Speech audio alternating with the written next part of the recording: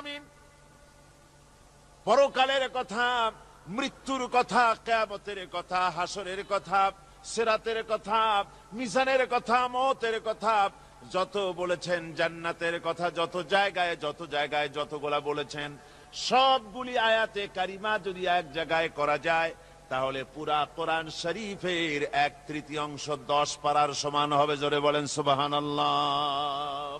যেহেতু পরকালের চিন্তা ছাড়া মানুষের জীবন পরিচ্ছন্ন হতে পারে না, সুন্দর হতে পারে না, অপরাধ মুক্ত হতে পারে না। আল্লাহ পাক বলেন সেই দিনটি বড়ই ভয়ানক, বিপজ্জনক। ওই দিনটির ব্যাপারে আল্লাহ পাক তার বান্দাদেরকে সতর্ক করে দিয়েছেন, বান্দারা সতর্ক হয়ে যাও, এইভাবে দিন যাবে না, কিয়ামত আসবে। আর ওই কিয়ামত এত মারাত্মক হবে, আল্লাহ সতর্ক করছেন বান্দাদেরকে, ইয়া আইয়ুহান নাস